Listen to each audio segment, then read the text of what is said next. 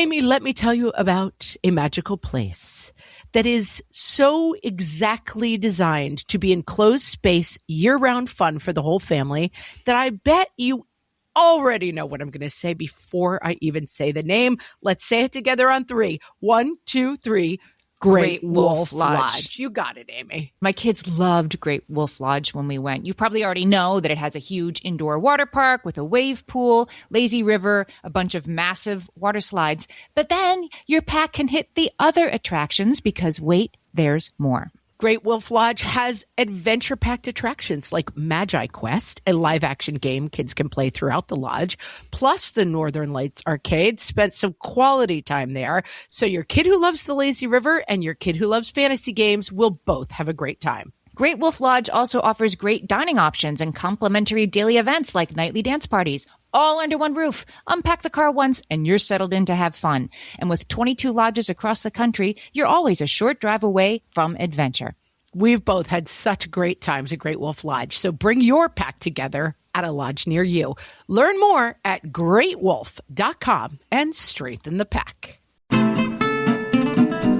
Hello and welcome to Fresh Take from What Fresh Hell, Laughing in the Face of Motherhood. This is Margaret, and today I am talking to Jenny Anderson and Rebecca Winthrop. Jenny Anderson is an award-winning journalist, author, and speaker with more than 25 years of experience.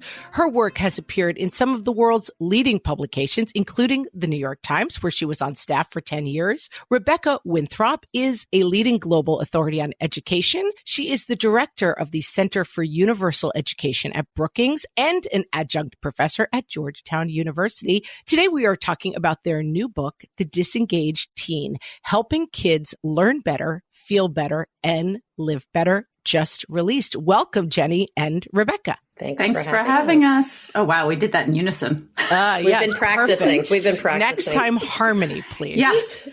C flat. You two have these really interesting bios. How did you find each other to come together to write this book?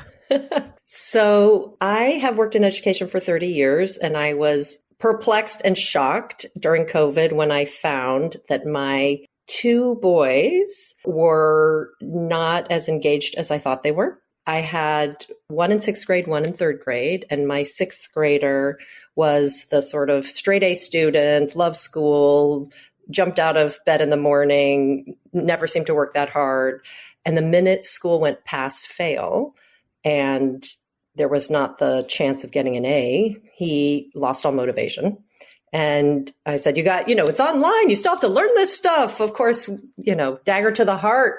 Learning is important. He's gotten this around the dinner table his whole life. And he told me, Mom, it's not counted, so it doesn't matter. And what I realized is he was really into full-on achiever mode, collecting the A's, but not into learning, pretty disengaged in actually learning. And my little one was really struggling in school. He was in 3rd grade. He'd just been diagnosed with dyslexia and was 2 grade levels behind and was not able to keep up, had internalized this idea that he was not smart and had really stopped trying. And I thought he was totally disengaged. But you get a different learning environment where he's not having to keep pace with his peers. He can keep his own pace, totally motivated, leaned in, was like at it every morning and caught up 2 grade levels. And I just know how important, how engaged kids are in their learning is, and it's very hard to see. And I thought, if I can't see it, how can other parents see it?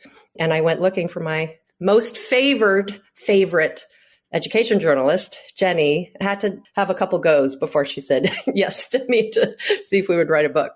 So Jenny, why did you say yes? After I said no a few times, I said yes. So I had been, Margaret, I think you know this, I covered finance for over 15 years and I loved it and it was fascinating and it was hedge funds, private equity, financial crisis, it was just go, go, go. And then I had kids and I was really interested in how they learn and I wanted to understand more about sort of education itself. And I'd always had this sort of in the back of my mind, one day I'll be an education reporter. And I thought, okay, well, maybe this is my moment. And I looked out and I looked around and there was a lot of coverage about the politics of education, charter schools or not charter schools, teachers unions, which is important, but there was nothing on the intersection of child development, the science of learning and development. and the education systems we have. And so this idea of like, how do I support my kid to learn better, which was what I wanted to do, I didn't see. And so when Rebecca came along, I started doing this coverage a little bit at a place called Quartz. I left the New York Times and I joined Quartz, and they helped me carve out some of that space. But Rebecca really wanted to kind of elevate it and synthesize it and do something that honestly hadn't really been done, which is synthesize a ton of different motivation literatures around what parents need in the moment that their kid is struggling in school. Yes. And deep behind the scenes cut for the audience, Jenny's brother married my cousin. So we are practically family. We are. We've been at a few events together. Very much a few events together. So let's talk about this concept of engagement. We like to always start by kind of defining the problem, asking, is this a problem? So I understand the word engagement generally, but how are we applying it to, in this case, teenagers? So how engaged a kid is how they approach their learning in school. It's how they learn versus what they learn. And it has a couple of dimensions. It's what kids do. It's what they feel about school. It's what they think, how they're thinking, and it's what they proactively initiate around improving their learning environment. That is sort of the highest level description of what engagement actually is. And then, Jenny, walk us through the flip side, which is, of course, disengagement, which the book focuses on. When how you act and think and feel contribute to turning you off to learning, to disengaging from learning. So I would just build on what Rebecca said and to answer your question. I think we've really overlooked the influence of emotions in learning, sort of how kids feel about their learning and in the place of learning and among their peers as a learner. That really has an incredibly important influence on how kids learn and what they learn. And it's not a sort of nice to have, it is a must have. And that is one of the three pillars that Rebecca just lined up. There's the behavioral, which is how kids act. There's the affective or emotional, that's how they feel about their learning. And then there's the cognitive, which is the thinking piece of it. You know, are they doing the sort of deep thinking? Are they leaning in when things get hard? Are they thinking about the stuff after the fact or during the fact? And so disengagement is when one or two or all three of those pieces are not working. And so a kid is pulling back from their learning and not leaning in. And when I see the title of the book, The Disengaged Teen, I mean, an image immediately pops to mind. Is disengagement kind of a natural state for teenagers? I ask as the mother of two teens who sometimes seem, and a burgeoning, a late tween who's about to be a teen. Is disengagement, we sometimes say, a biological imperative? Why do we picture this disengaged teen so easily? I would say, and Jenny, you should add on, that it is not at all natural, though it is very typical. And it is not natural because actually kids are hardwired to learn, as are humans. And there's two massive peaks, early childhood and adolescence. And so when kids enter adolescence, middle school, high school, they are hardwired to explore, to find meaning, to seek out new experiences, to learn new things, to connect to different people, to really start understanding their world. So it's actually an incredible feat. And I say this as an educator, that we managed to overwhelm and bore our kids when they hit adolescence with school at the same time. Like if you could design something to sort of squash someone's natural tendencies, this is it. It would be the American high school. Yeah. So it's typical. And everybody says, oh yeah, the disengaged teen, which is part of why that was the title, because it's such a gestalt. It's a thing. Movies are made about it, but it's not natural. And it's not really teachers' fault. It's a design problem. And I would definitely add to that, by the way, I love that question. That is such a great question. And Rebecca, I actually really like your answer too. But I also think there is from a parent standpoint, you have to put this side by side with the neurobiological changes of teens, which is they are pulling away from us. So they seem less engaged with us. And that is as it should be. Right. Because they're sort of the developmental challenge of adolescence is to find a mate, pull away from your family, be independent, and sort of leave the nest. And so to do that, part of what Rebecca's talking about being so wired for learning is because they have to go find their new tribe. They literally have to scan the savannah and be like, I want you. Like, I want to be part of this. And to do that, they have to contribute something to see what they're worth and who's going to have them. And that's the piece where schools, I think, and as Rebecca said, by design and, not by intent of teachers, fail because they need opportunities to explore who they are in these groups and kind of be more active in their learning. So at no point in this book do we say like they shouldn't learn math. Of course they should learn math. And of course they should be in school. My teen would pay a lot for a book that says you don't have to learn math. So that should maybe be something you consider. I'm afraid we're not the guest for that. But anyway, so I do think so they do pull away from us. So the disengagement from us is very different from disengagement from learning. And we have been in a lot of schools where teenagers were very engaged. So we've seen it. We know it exists. Yeah, and I think it's a useful kind of paradigm shift that the biological imperative is exploration. That, like we've talked before, this was forever ago, but Shaun White, who's an Olympian snowboarder, he is an interview with his parents, and they said he wouldn't stop basically jumping off the roof of their house. And they tried all these things to get him to stop jumping off the roof. And then finally they just put a bunch of mattresses down because his instinct to explore was so strong that the only solution was mattresses. There was no solution that involved not jumping off the house. But I think sometimes when we look at our teens, we see like, why can't you just sit still and learn and get really engaged in algebra and trigonometry? But it's possible it's the fish trying to ride a bicycle problem, that if we're thinking the biological imperative is sullenness, that's really a symptom of the real biological imperative that's being kind of squashed. Correct. And when kids say, you hear a lot. I hear it from my kids. I'm sure you hear it from your kids. School's boring. This is boring. This class is boring. What they're really saying, it could be a mix of things, but often what they're really saying is, I have no freedom to pursue what's interesting about this lesson or topic during school hours. And so we have a great line in the book that boredom is a crisis of agency, rather than there's something wrong with the kid. Yes, the natural state of learning. Right. And sometimes they are, and Rebecca, I think you were going to add this, but sometimes they are literally just bored with the content. And that is also like legit. We haven't done a great job of always connecting what's happening in classrooms to the real world. And it's definitely something, we'll probably get to this later, but like a lot of the advice is that's the role we can play. But like they know so much more about the world, and what they're doing doesn't feel connected to that. And so there has to just be more of an effort on our part, the part of schools and sort of curriculum design, to connect those two things so it feels worthwhile while they're there. It's worth clicking on that now, although we don't want to jump ahead to solutions. This idea, that's what I hear so much from my teens right now. Where am I ever going to need this? You know, why do I need to know who fought in the War of 1812 when I want to play guitar in a band? And that disconnection is it does feel to me like some of that is just natural delayed gratification. I mean, we can't make every lesson, right? Like, well, actually, I mean, I find myself now as a person who grew up wanting to do comedy and being a comedian, doing a ton of math in my actual job.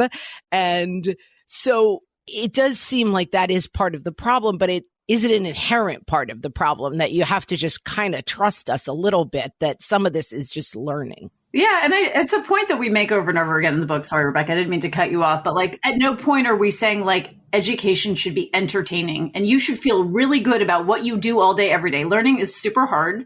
It will be hard and it will not be enjoyable all the time. And that is totally fine. If we do too much of that, we're going to lose the kids. So like there just has to be a better balance of having some agency, right? Some kind of architecting of their own lives so that, by the way, they then have those skills in the future, right? That's where they're feeling unprepared because everything's being done to them and they want to do some stuff. And again, not like choose your own adventure. That is not what we advocate in this book. We believe in schools. We believe in teachers. We believe in expertise, like all of those things unapologetically in this moment. Let's say that like we believe in teachers as experts, pedagogical experts. They know what they're doing, and content experts, and kids still need a little bit more agency in the classroom. I want to double click on that, Margaret, because, and Jenny alluded to it earlier, part of the problem is that we, in many school systems, in many schools, have low expectations of what kids can do. And so kids are very busy analyzing the trees and miss the forests. So 8th grade history standards, here's the Declaration of Human Rights after World War II. What does this paragraph mean? Who wrote it?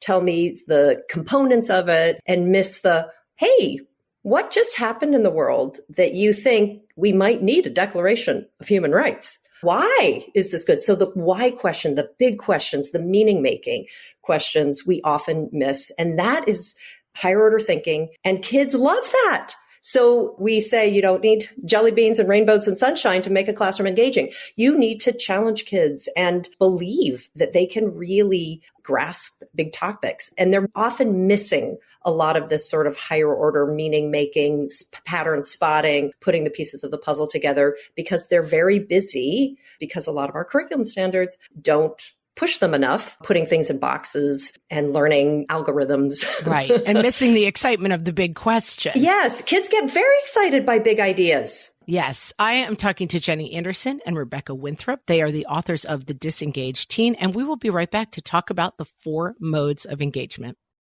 Hellions, it's time for some spring cleaning, and I don't just mean the coat closets. Doing your financial spring cleaning can actually be super easy when you let Monarch do your financial spring cleaning for you.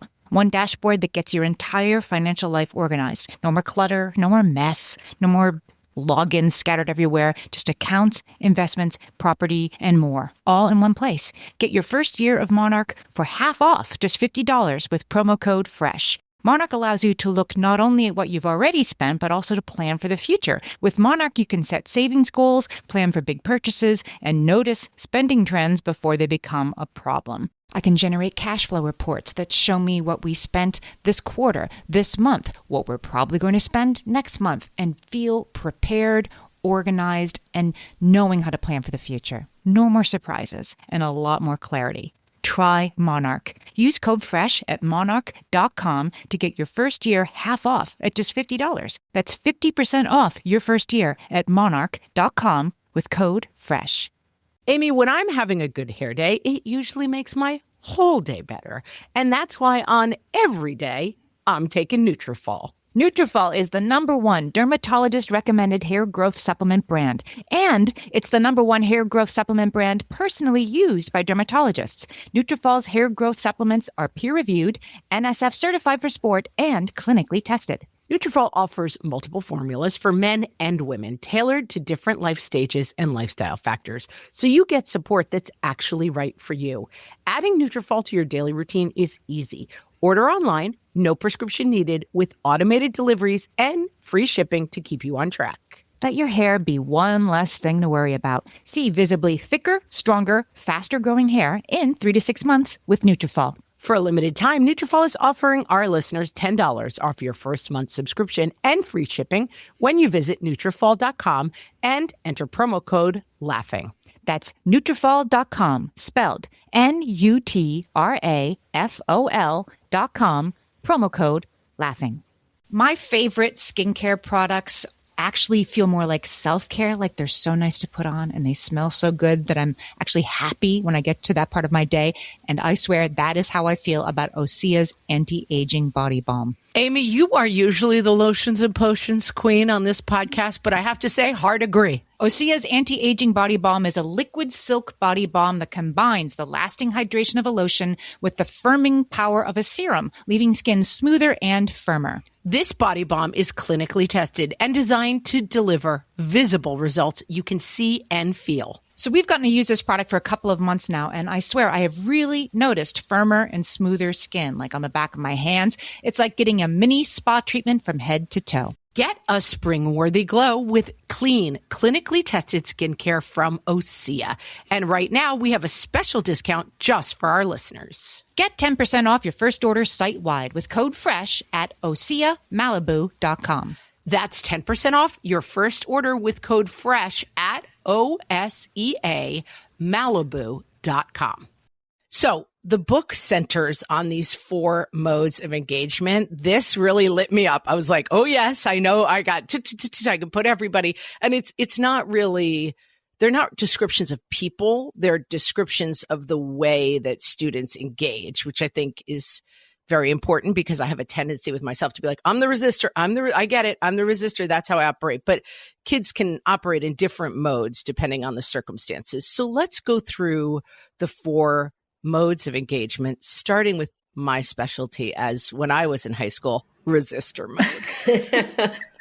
All right. Resistor mode is the classic quote unquote problem child. that teachers think about, and parents, we all know who they are. They may be in class, but talking with their neighbor. They may be the class clown. They may be taking long breaks to go to the restroom to avoid having to listen to the boring lecture. They may start skipping school. They may not do their homework. And then it can get much darker. They may start getting very behind. They may feel bad about themselves. They may stop trying. They may be chronically absent. They may leave school, and they may have a range of mental health problems. So that's sort of the constellation of things that we see. In terms of what's going on inside, I mean, it'd be interesting to hear your perspective, Margaret, before we turn it over to Jenny to add. Oftentimes kids do not feel they belong. They do not see the relevance of what they're doing and have any sort of spark in school. And they're very excited about other things outside of school. And oftentimes they have a lot of get up and go and gumption and oomph. And really what they are is using their voice to say, this isn't working for me. I need something different. And it comes out inappropriately. Often we have a great quote from a student who was total resistor mode for a long time and said, I didn't have the words. So it came out in anger.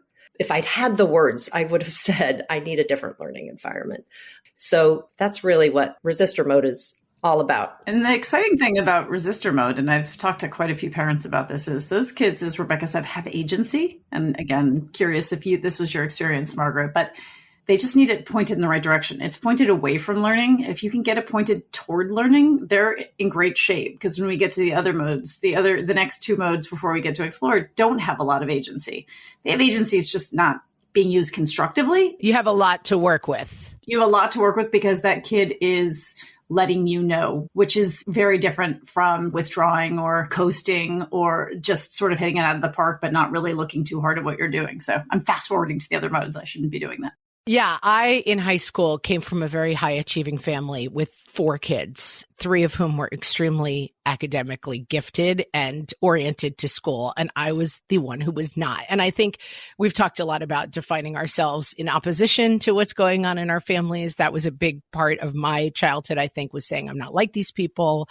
I'm different. I'm unique. I'm not going to just walk the line like these boring soldiers. I'm going to be creative and artsy. And that it came out very much as anti-school. School was my place where I could say, I'm not like you people. And I was very kind of obsessed with fairness, and you're judging people by the wrong, shallow standards, and I reject all of your values. That was kind of how I fought my way through high school. And it wasn't pleasant for my parents, I will say. But when I read about resistor mode, I was like, oh, yes, this seems quite familiar. Yeah, this feels very familiar. This seems right. And Margaret, indeed, Jenny and I would say, you were right in high school. Actually, high school does assess kids on a pretty narrow set of competencies and skills. And IQ, which is a great predictor of how kids do in school, was developed. The IQ test was developed to see which kids are going to do well in school and which aren't. It wasn't developed to be the end all be all of your ability to contribute to society. So it is a very narrow measure that most schools are using, even though you talk to any teacher and they would love to educate much more broadly to bring every kid's strength out. And this brings me to my nemesis in high school, achiever mode people. AKA your 3 other siblings. Yeah, I can take that one. I was the person you hated. If Amy was here, she was full. It's funny because we have all these conversations. She was full achiever mode all the time. So, I mean, you've probably figured this out, but achiever mode on paper is the one everybody loves, right? Teachers love it. Parents love it. Everybody feels good. These are the kids who get the gold stars. They work really hard. Every hoop you put, they jump through, and they want to figure out how to get higher and further and do it better and satisfy the expectations of whatever system is given to them. And some of that is obviously great. You're developing good learning habits. Achiever mode kids often have excellent sort of study habits and skills, and they do work hard. The problem becomes they are often very fragile. They are fragile learners, and they can... I loved this. I put a big note, fragility, because that's right. And this was definitely me, by the way. It was like, just as long as I'm getting the gold stars, like, keep running. Just don't look down. Don't look over. These kids often aren't asking themselves what they care about, why they're doing what they're doing, where they want to go. So as you get older, people aren't putting up hoops for you to jump through. You're having to say, this is the hoop I want to get through, or, navigate your way through college, or turn up to class when you don't have a parent who's yelling at you to get out of bed, or put away the phone because your parent isn't like locking it in a lockbox, right? So it's knowing yourself, having a little bit more self-awareness and confidence to take risks. And so the big thing with achievers is they really do have alarming mental health stats. So whereas most people don't want to mess with a good thing, don't mess with those achievers. They're getting the A's, they're going to get to the good colleges, like at what cost? And sometimes it's all good. We don't want to sort of say if your kid is doing well, you've got a problem, not the message at all. Right. If your kid is doing well and never sleeping and kind of collapses when the smallest thing doesn't go right, or it's 99 and not 100. Lisa DeMore has this beautiful line, the difference between a 91 and a 98 is a life. She's still saying get the 91, obviously. And we can debate whether that's the right approach. But there is just this at what cost, and making sure that kids have, anyways, we'll get to the, I think we'll and we often say it's not, you don't necessarily need to fix the problem, but just look at it, just examine it. My husband is a super achiever mode guy. And this week he was falling asleep. He'd been on an international flight and was incredibly jet lagged, and he kept falling asleep. No, I'm not tired. I'm not tired. I finally said, there's no gold star for not taking a nap. You're not in a competition with people who nap. It's just okay to rest when you're tired.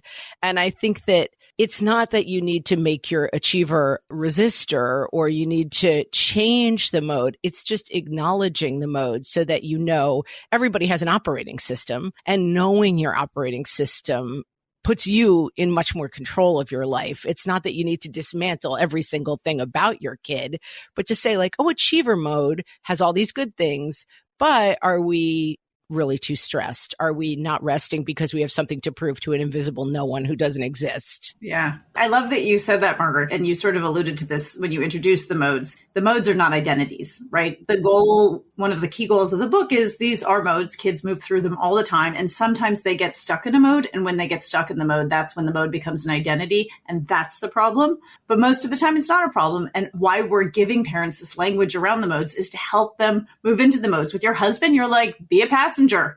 Exactly. Just chill and coast a bit. It's okay. Like we can all, when you're driving, you do not stay in the fast lane the entire time, right? I mean, my husband does. Okay. But yes, I understand your point, theoretically. Okay. But traffic comes, you need to weave and dodge. You might need to take a back road. Anyways, you need to, like, the key to a happy life is probably knowing the mode for the moment, right? Like I can employ passenger mode now. It's exams. It is full blown achiever mode moment. Like, let's go, game on, right? We can do this. And always finding explorer mode moments. Let's talk about passenger mode, which you reference, which you call the original quiet quitting, which I really enjoyed. Passenger mode is the kid who's coasting. They're showing up, they're doing school, and they're attending, and they're turning in their homework. Often they whip through it as fast as they possibly can. They don't put a lot of thought into it. And they might like school to see their friends. They might not be super excited about what they're learning. So a lot of times I think about passenger mode as having dropped out of learning, but still in school. And this is actually most kids have school experiences that they say sort of inspires passenger mode, kind of meh. And sometimes, as we just talked about achiever mode, sometimes you want kids to be in passenger mode. If you've got a kid who is overstressed, has a bunch of APs, my oldest son goes to a pretty intense academic STEM-oriented high school, which he loves. He's a big science buff. He's got like all these AP classes. And I kept saying, why, stop taking all APs. And he can't. It's required. Like he's just, gone through, there's no other courses to take. So it's like, okay, why don't you try to be a passenger in this course, because you can't kill yourself. You still need to go to bed. I still have a very strict bedtime, even though he's 16. I maintain we're digressing is the key to why he's doing well. So, sometimes it's okay to coast, but what kids are giving up if they get stuck in passenger mode or they're there most of the time is they really aren't developing the learning to learn muscles. They're not developing the study habits. They're not developing sort of this intrinsic motivation to go after and proactively seek out things that they're very interested in. And that is very worrisome, especially in an age of AI, when they leave our nest and they're in college or they're in work or whatever. They have got to be self-starters, and they have got to learn to navigate this world that is coming down the pipe. And Jenny, talk a little bit about the zone of proximal development. I love this term. I love this term so much. So this was a Soviet psychologist named Lev Vygotsky invented this term, and it is literally the learning sweet spot. It is when things are not too hard that you give up or too easy that you are bored to tears. You're in the zone.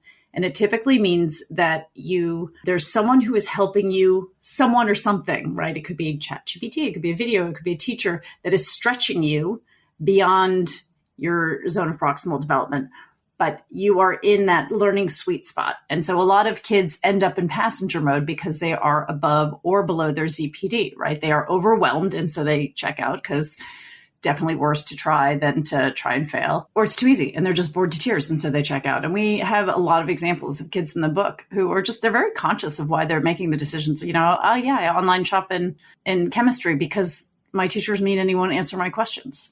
I online shop because I did this 2 years ago. I shouldn't have to do it again. This is ridiculous, right? So, and it's really hard. I mean, we talk about how hard, a teacher has 30 kids in their class. They're somehow meant to get every single kid into their zone and somehow know ZPD. that zone get into the ZPD. No. It's the flow state. It has a lot of different terms for it, but ZPD is what teachers use a lot because they really think and work hard to figure out how to get kids into their ZPD. We're going to take a break, and then we're going to come back and talk about explorer mode. Lululemon knows the 2 times you'll love your everyday pants the most are when they're brand new and when they're broken in. Lululemon's new Easy 5 pants are designed to let you enjoy both feelings at the very same time. Because Easy 5 is the brand new pant that delivers a broken-in feel from day one. Engineered with the structure you want and the touch of stretch you need. Easy 5 casually outperforms denim. Shop now, in-store or online. Athletic innovation for everyday life. Lululemon. No one goes to Hank's for spreadsheets. They go for a darn good pizza. Lately, though, the shop's been quiet, so Hank decides to bring back the $1 slice. He asks Copilot in Microsoft Excel to look at his sales and costs and help him see if he can afford it. Copilot shows Hank where the money's going and which little extras make the dollar slice work. Now Hank has a line out the door. Hank makes the pizza, Copilot handles the spreadsheets. Learn more at m365copilot.com/work.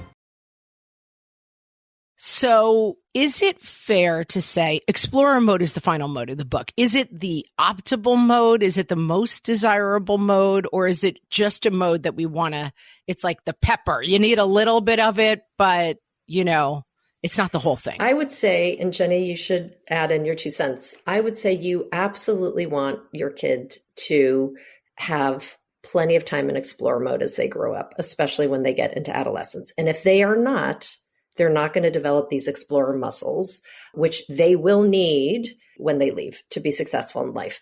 In addition to that, explorer mode is not sort of navel gazing, doing whatever they want. Kids who are in explore mode really have this proactivity around their learning. They're initiating things and like, hey, can I study with a friend? Hey, can I look at this YouTube channel to learn about whatever? Hey, can I write my essay on this topic? They're trying their best to make the learning environment really interesting to them. And it makes them super motivated. And when they get the opportunity to be in explore mode in school, they get the best grades. They get mental health benefits. They're happy because they're interested in enjoying what they're doing. And they develop these resilient learning skills that kids need in an age of AI. It's this trifecta.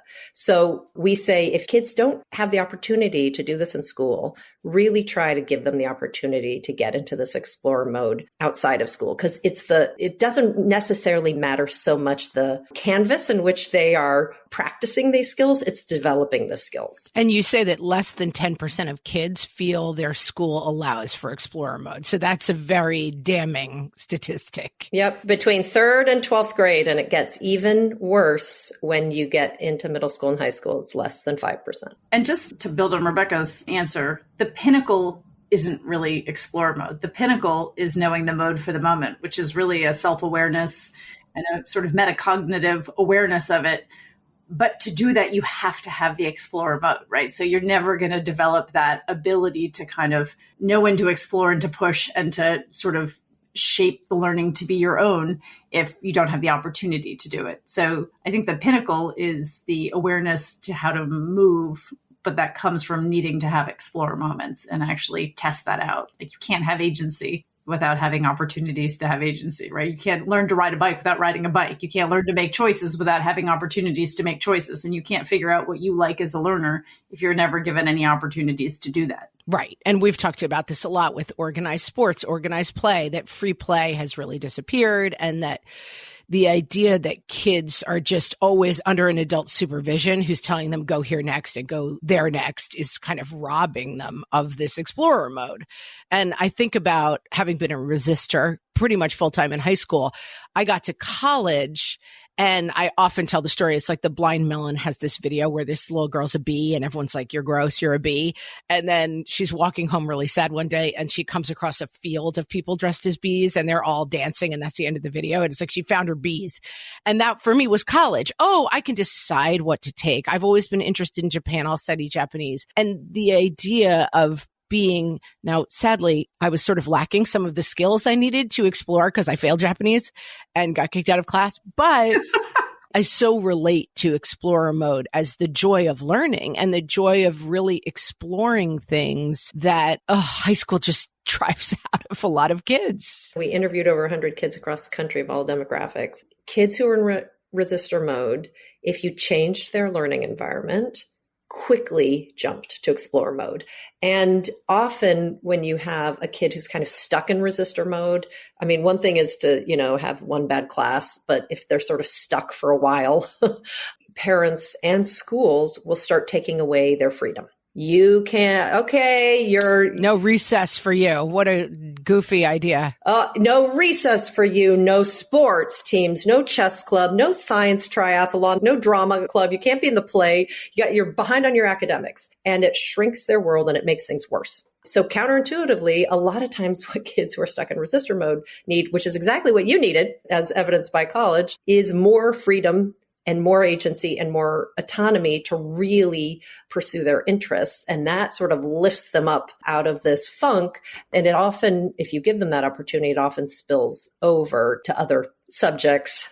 And it's hard for parents to believe that sort of doing this other thing, like that doing pottery is somehow going to make you better at math. And that's not necessarily the case, but the pottery is, we have this beautiful example in the book of a dad who his daughter had totally disengaged from learning. I mean, really was struggling a lot and started doing pottery. And she was terrible. She was just terrible pottery. Like they didn't look like bowls. They didn't look like anything. They were like blobs of clay that dried and then were dry blobs of clay. And, but slowly she got better. And he was kind of like, this is learning. Like, look, it's starting to look like a bowl. And she was like, oh. And he's like, you can do that in school too. Like you feel really bad at all these things because it's looking like this right now, but you can, he's used it as a visual metaphor. And it makes sense when you see it in clay or you see it on the sports pitch, right? Like, that no kid's born Lionel Messi. They're like running around in circles doing cartwheels for the first 3 years and they're not paying any attention. And suddenly they develop the skills. All this stuff takes time and we have to find ways to not get them discouraged. And as Rebecca said, when they've got a spark, lean into that spark. I think that is such a good example because often when you break it down, the things that we think are very inherent, like learning, you read to a kid and then they learn to read, that they're not as inherent for kids. I had a kid during the pandemic who decided they wanted to figure out how to do a front flip, pretty, gymnastic oriented kid. And just the process of hours a day outside on a mat, just trying it. And I thought that's the best learning I've ever seen a kid do is just I'm by myself in the yard and I'm going to figure this out. So when we talk about explorer mode, because you cite many different styles of learning in the book, resources, which are all useful, but for someone listening and thinking, I can't change schools. I got 3K. How is the solution, I guess, inside our houses already for us and not a big change that we have to make? So I'll start, Jenny, and you dive in. So I love that example of your daughter or son doing the front flip. That is exactly explore mode. They are leaning in, they're behaviorally engaged, they're excited by it, they're emotionally engaged, they're thinking through it, they're trying to figure out I don't know, were they watching YouTube videos, trying it again and again, iterating. They're totally not afraid of failure because they fail and get better, incrementally better each time, and they're not just going to give up. And they're actively helping their environment work for them. Mom, I need a mat. Mom, I'm going to do this. Mom, I can't, wash the dishes right now. Whatever. I'm making this up. That definitely didn't come up. Yeah. That does come up. Yes. I always have a son who's like, I need to practice piano. I'm like, the minute you have to wash the dishes. So that right there is parents, you supporting your kid to be in explore mode. You didn't say, front flips are not worthwhile. Do something better with your time. And it could have not been a front flip. It could have been something that you think is really dumb. I don't know, trying to do something with Legos that you thought was not worthwhile. So you go with what your kid is interested in. Even if it seems ridiculous, if they are trying to figure it out and it's hard and they're motivated, that is building explore muscles. So you didn't have to do much except for give them the space and not squash it. So that's absolutely one thing to do. There's a whole bunch of other things that we can do just in the contours of our day. You don't need to hire people. You don't need tutors. These are dinner table conversations. These are talking about the content of what we're learning. I'm going to pass to Jenny and she's going to walk through all this. But just to say, it's easy once you start seeing the modes and trying to tailor your support to where each kid is at and then integrating it into your day. So Jenny, you want to passing the torch to you for more. And I think I'll start things. High level and then come low level. I mean, I think it's believing that kids can change and grow, right? Their brains are under massive renovation. They're just doing this full blown house renovation in adolescence. And so when you see them in a sort of moment, not panicking and thinking that's the moment forever, that's them growing and exploring and changing. So not panicking and leaning into, obviously panic when it's unhealthy or dangerous to themselves or others. But when it's making paper airplanes endlessly and you're like, seriously, how is this kid going to get into college? No, that is actually, there's something going on there. And just letting that be, creating the space and time for it is actually, it sounds like a passive choice. It's an active choice. It's an active choice to let them do the thing they want to do, even if it doesn't seem to resonate with you in any meaningful way. And then the other two that I would just build on, and Rebecca alluded to this, but when infants are developing, what they need from us is literally tiny infants need our physical bodies, right? They need us to cuddle them. They need to feel our heartbeat. They need to feel our touch. They need us when they look at us, they need us to look back, serve and return. There's all of these things that literally build a baby's brains, which is quite physical, tactical, talking, singing, all of that stuff, pointing, responding to them. That's not what we do in adolescence. Adolescence discussion is what builds teenagers' brains. And so we don't have to be Socratic experts to be having conversations with our kids. We need to know what they care about. Go find out a little bit about that. You prepare for a meeting at work, your kid's super interested in skateboarding, spend 15 minutes on YouTube or on Google or ChatGPT asking about skateboarders, and then ask that question. Is it true that guy did this thing? Oh my God, that's amazing. They're going to be like, whoa, where'd you come from? That's your connection point. That's your leaning into their interests. And Rebecca also alluded to this. Talk about the content of school. This one really surprised me because I thought it was too tiger momish. What are you doing? What are you learning? And, did you dissect a frog today? But you're validating what they're doing in school by being interested instead of asking the big, broad, how was your day? Fine. You get to ask a bad question. You typically get a bad answer. Ask a better question, right? Oh, I know you guys were doing cell division in biology. Did you know that when people have cancer, their hair falls out and that's related to cell division? There's little things, and ChatGPT is great for this. It can help. And the whole point isn't to get it right and make sure they have more facts in their life. You're literally scaffolding their brain development. You are helping them build their brains by asking questions, open-ended questions, not closed. What did you get on the physics test? That's a closed-end question. What was it that challenged you most? Or which unit did you like the most? Which was most compelling to you? That discussion really is incredible. It sounds so basic, and it is so fundamental to building an adolescent's both sense of potential, but also their actual brains.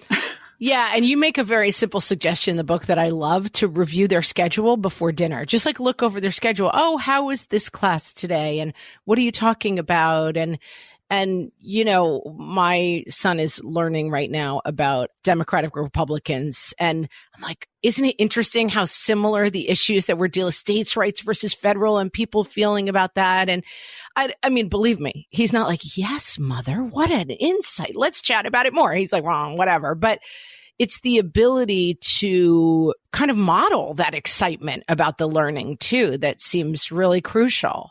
Absolutely. And I would add one thing to what you and Jenny just said, which is one of my favorite tactics is the teach me. I don't remember teach me because sometimes I don't have time to look it up on ChatGPT, but asking about the actual class. Oh, because they don't have science every day necessarily, right? So, oh, you had science today. How does it work? Cell division. Like kids love to teach parents because they know more. And then you brought up, Margaret, one of the most important things is this idea of modeling the thrill of learning. When you're interested in something, talk about it. Like, oh, this is so cool. I learned this. You know, this is how it works. I didn't know that. Even if they're not interested or tuning you out, they will start seeing that love of learning. Yeah, that excitement. I just had this. We went to a talk at one of my daughter's schools and I raised my hand and it was about space. It's this very kind of like wonky space talk.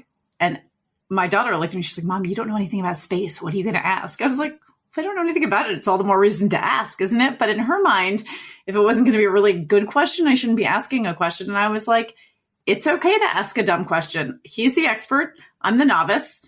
Totally fine. And, you know, I get it. She's 16. So this was like, and all of her friends were in the room. This was mortifying. Everything you do is horribly cringe, of course. Yeah, totally. I am so cringe. And afterwards, I got hey, Mom, that was kind of a batty question, right? But like in the moment, I could have been like, oh, I'm not going to ask the question, embarrass her. Or, you know, and I just said, like, when you don't know something, you can ask. It's okay. Like people love to feel smart and to help you learn things. And so it's just those small moments of modeling curiosity, modeling vulnerability, modeling what it is to be a learner in the world. We love these people, right? People who just want to know more and aren't so certain of everything. Like that is it's in short supply these days. Yes. And one very practical tip that Jenny and I have tested all these on our own children. Our kids hate this book. Many of the tips are not in the book because they did not work on our own children. But one that I often use is start with the class that they're most excited about. So I can tell when my kid has been in explore mode in school because they will come home. One of them will come home and will be like unprompted. Oh my God, we made a volcano in school. Like you have no idea. Like I had to get the thing. I was the builder, my partner. Did you know, Mom? That and it's just like bubbling out of them unprompted. And that is such a different experience than most parents have with their kids when they come back from school. Sometimes they're like, meh, nah, you know, wasn't that exciting, but you can really see. And so instead of asking about the class that they struggle with the most first, which is our instinct. Yeah. Out of love, by the way, from a place of love.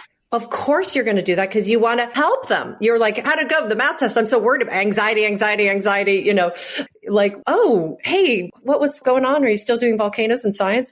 Like just start with something they like first. And then that paves the way for seeing if they need a little help in math. Remind them of the good stuff. I have been talking to Jenny Anderson and Rebecca Winthrop. They are the authors of the new book, The Disengaged Teen, Helping Kids Learn Better, Feel Better, and Live Better.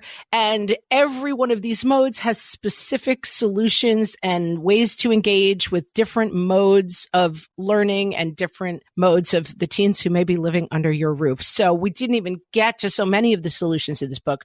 I urge you to check it out, The Disengaged Teen. And Rebecca and Jenny, tell us where, I mean, it's 2024. People know how to find a book at this point, but tell us where they can find the book and where they can find more of your work. So anywhere you buy books, you can get this, and you can go to the disengagedteen.com to stay in touch with us. And we link to a bunch of independent booksellers if you would like to go that route, or you can buy it from the very, very big bookstores as well.